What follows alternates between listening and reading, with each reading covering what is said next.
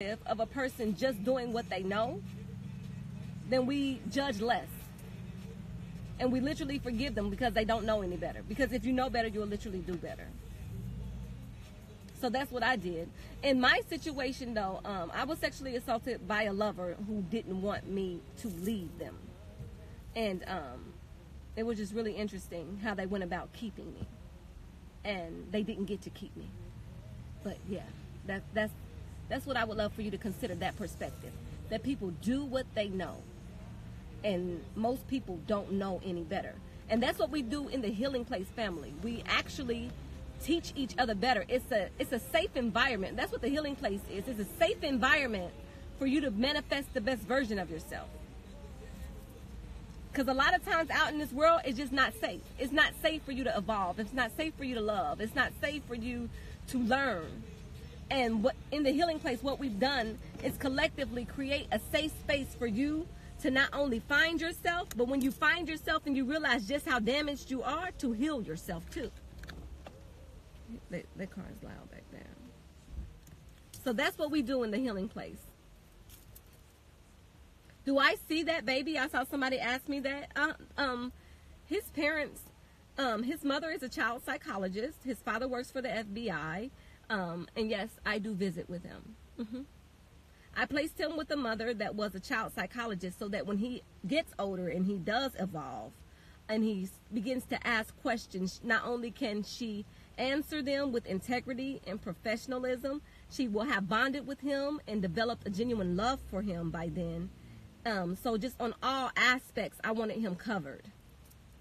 And I knew I would love the baby eventually, but I didn't feel like any child should have to wait on their parent to love them. And I didn't know when I would love him. I didn't know when I would develop a genuine mother-son bond with the child. And that's why I saw fit to place him. I just didn't feel like he should have to wait for his mother to love him. Like, that was whack. So, with that being said, Healing Place family, the floor is yours. If you have some things that you desire to know, or some things that you want to discuss or talk about, here's your opportunity. Let's have some Ask Ajna time. I'm happy that you're here too, and if nobody has told you that they love you today, please permit me to be the first person to say that I love you, and I like you, and I like you, and I believe in you, and through you I believe in me, and I appreciate you, and I thank you for sharing your time with me. And time is the only thing that we don't get back. And I don't take your time for granted. How do you move on from heartbreak? You move on from heartbreak by accepting the fact that you don't want what doesn't want you. And if you find yourself wanting things that don't want you, then you are directly in self-sabotage, self-mutilation mode. And that's something that you need to address within yourself. If you are attracted to things that aren't attracted to you, if you are desiring things that don't desire you, then what you are doing is submitting to misery and committing yourself to actual, an agony of sorts that is so deeply rooted that that's something that you got to work out with your own salvation with. I recommend you having some sessions with a non-biased third party. That is something that I do in the event that you are a client that I would desire to take on. But yeah, how can you tell me, would a woman turn her back on a man that she found out that he has multiple sclerosis in his brain? Well, she don't want you. She don't want that struggle. And that doesn't have to be a woman. It could be a man that that finds out that a lover is terminally ill and turns their back on them. The lover just chose themselves. It's always okay to choose you. I don't care if you just find out your husband, your wife, it's got a terminal illness. If you feel like it's too much for you, then it's perfectly okay to choose yourself and to open up that avenue, to open up that gateway, to open up that walkway, to allow another energy to come in and love that person and give them what they need if you are not willing or able to provide it for them. So what you would want to do, what I would love for you to consider, is giving thanks that clears the path for you to receive what you need instead of blocking the way and staying miserable with you when they're not happy, and then they end up punishing you because they're not happy. Most people who stay with people who are terminally ill and they have no desire to, punish not only the person, but punish themselves deeply. So I wouldn't hold that against them. It hurts because when you love someone, you want them to love you back the way that you love them. But in the event that they don't, you want to give thanks for them getting out of the fucking way and clearing the way for you to get the love that you deserve. Because if you're attached or connected to somebody that doesn't really want to be with you and is not expressing love in the way that you desire for it to be expressed, if you are connected to an individual who does not speak your love language, there will always be a breach in communication. Always, always, always, in all ways. And even when it comes down to communication, it's very, very important that you know the love language of your love interest, love your children, your business partners, these people that you connect with in these relationships, these ships that should take you somewhere. You should speak the same language. And by speaking the same language, not only do you have the same words, you have the same definitions for those words. A lot of times, many of us use the same words, but we don't have the same definitions. So that's when the breaches of communication take place. It's like, I thought you said you love me. I do love you, but we got different definitions of love. I thought you said you were loyal to me. I am loyal to you, but we got different definitions of loyalty. So it's very important for you to not only have the same words, to have the same definitions. Like, I talk to my little baby all the time, and we need clarity. I ask a lot of questions because I don't ask questions that I don't desire the answers to. So I would love for you to consider getting really, really clear in your intentions when you deal with people. And making sure that not only are you using the same words, but the words that you're using have the same definitions correlated to them also. And if nobody has told you that they love you today, please permit me to be the first to say that I love you and I like you and I like you. How do you deal with people that have ill intention? I don't. As soon as I realize that you have ill intentions for me, I get you the fuck out my life. I move you quick. Real fast. The best solution to control anger would be to control your thoughts. Start in your mind and then learn your triggers. When you're inside of your mind, you begin to dissect your triggers. And when you know what sets you off, you look into the reason that it sets you off. And until you can address the reason that it sets you off, you stay away from the triggers that cause you to want to pop off. See, that's what I had to do. I separated myself from a lot of people, a lot of things, a lot of situations, a lot of circumstances until I was able to emotionally manage myself enough that when I was faced with those situations, I wouldn't react in a way that was detrimental, not only to my life, but to the lives of those who love me. So get in your mind, learn your triggers. Stay away from your triggers until they don't trigger you anymore. They don't trigger you anymore when you learn how to emotionally manage yourself. But until then, steer clear. Steer clear of the things that you know cause you to go to a place where, they ignite your beast. That's one of the best ways to say it. Is it possible that someone genuinely doesn't see the error in their ways? Yes. People are willfully ignorant. Just like people are really fake, and you think like, oh, they're so fake. No, that's just who they are. Some people are just genuinely ingenuine. It's just who they are. And in this life, as we evolve to a degree that we're comfortable with people being who they are. In the event that you find any discomfort in a person being who they are, it means that you are uncomfortable with you. That's the ultimate goal. The ultimate goal is to be so at peace with yourself that you don't mind people being them. And as people are who they are, you get to decide, do I want this type of energy in my life or not? Do I want to deal with you? How beneficial is it for you to be in my life? How beneficial is it of me to be in your life? And is it an even exchange? And in the event that it doesn't weigh out, then you cut it off.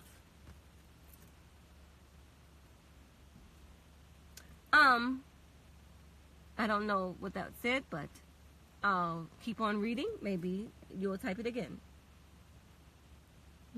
You're trying to get there? We all are. We're ever evolving. If you are still enduring an earthly experience, if you are still wrapped in skin, if you are still embodying a human experience, then you have not arrived. People who have arrived, individuals who are navigating through a human experience who have arrived, they turn into rainbow children.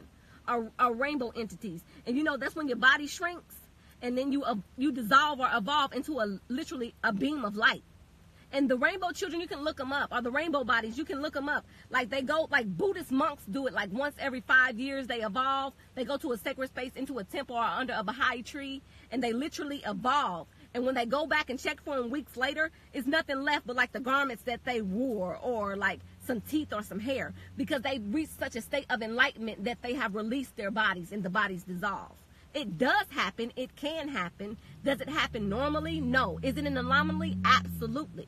But as long as you are wrapped in flesh and you are enduring an earthly experience, you have not arrived yet. We are all on this journey together.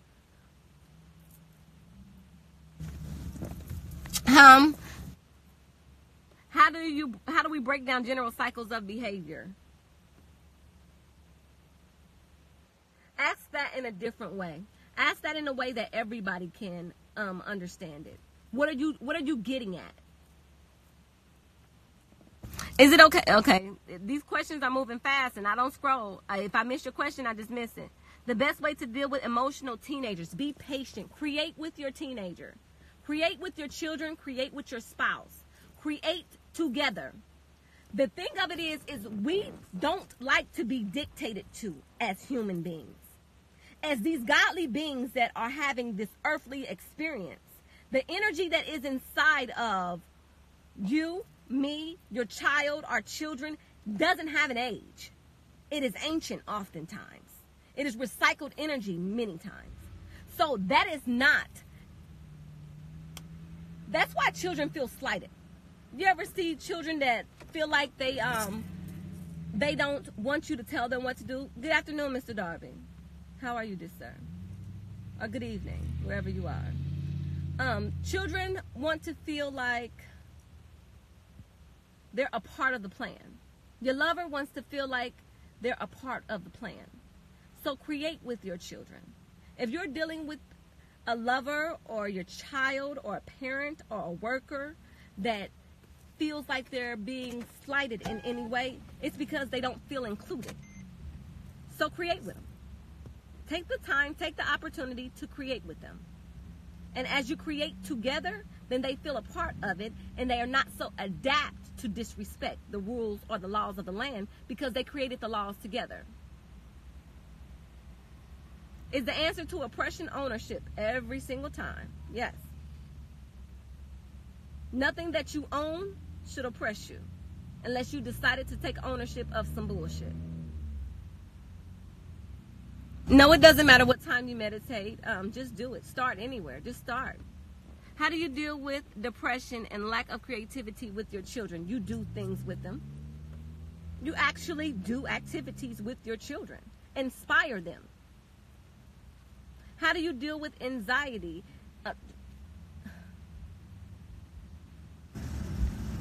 You're choosing anxiety. You think yourself into a frenzy.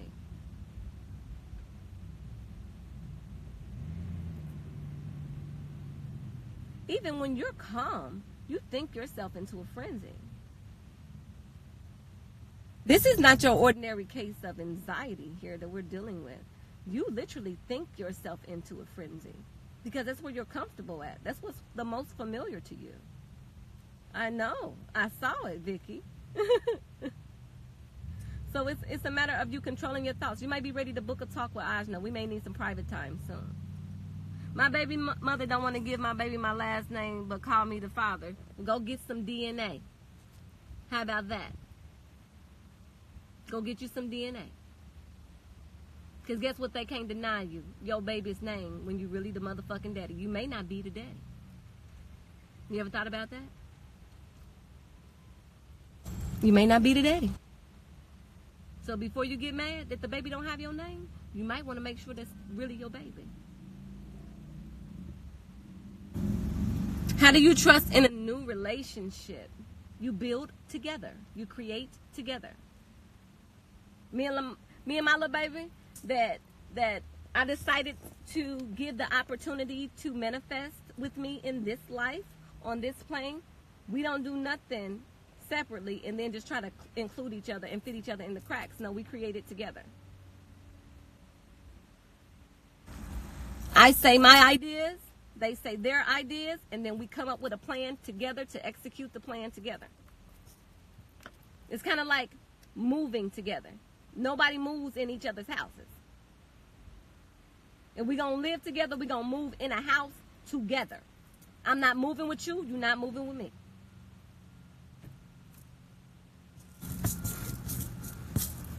So that's what I recommend. You trust by giving the person the opportunity to create with you. Do you trust them to create with you? How do you love without attachment in a non-biased fashion? Check yourself. Check yourself. I'm learning to love without attachment because this is what I realized. I don't want what doesn't want me, one. And I don't want the person or people that I love to feel a prisoner of my love on any level.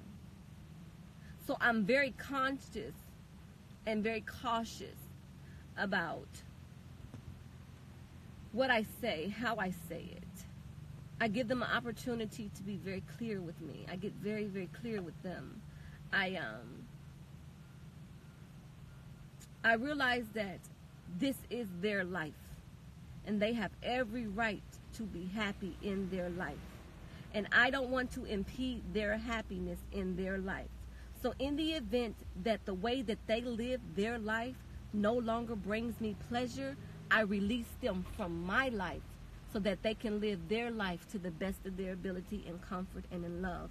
And that is my due diligence, that is my honorable service, and that is how I operate. That is how I keep from being attached, and I stay connected to the people and the things that I love. That's how I do it. Ain't nobody my age like this. Well, you might need a date up. Oh, it's 3:33. I shame.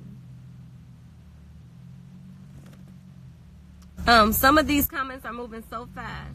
How do we face fear of abandonment? I am facing fear of abandonment right now. You face fear of abandonment through trust. Through trust.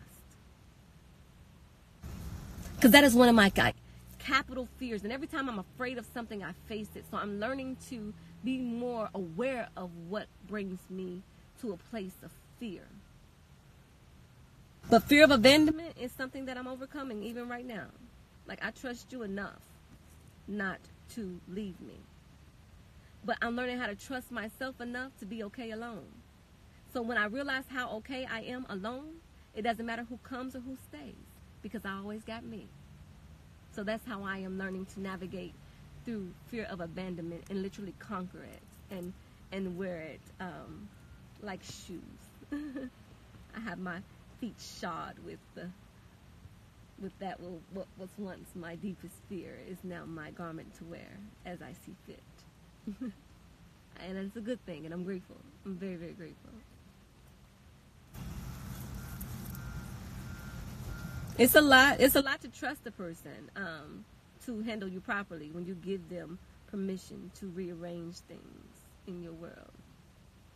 So that's why I always check their hands. I make sure that your hands are clean. Don't come over here touching on me. Let me see your hands. Let me see your soul. Is dating at a young age considered bad? How young are you? How can you cultivate discipline? Everyday acts, ritual. Make your life a ritual. Something that you do all the time at the same time, every time without fail. That is how you cultivate discipline.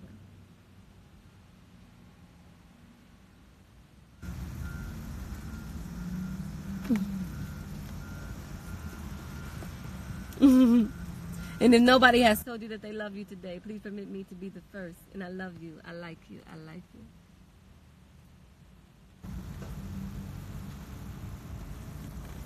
I got a little baby who popped up out of nowhere. I don't know if I trust him. He's saying the right things. Then if what he says does not directly correlate to what he does, release him with ease. It doesn't matter what he says.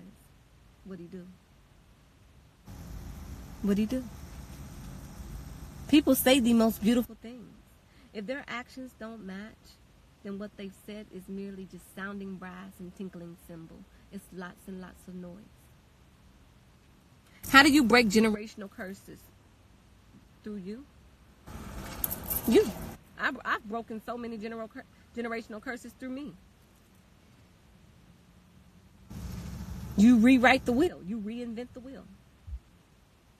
As of right now, this no longer occurs in my bloodline. Starting with me now. And whatever it is, I do the opposite. For example, molestation and incest and things like that ran very, very heavily throughout my bloodline. But it stops with me and my family. Right here, it stops here. The buck stops here. We don't touch each other. We don't do that.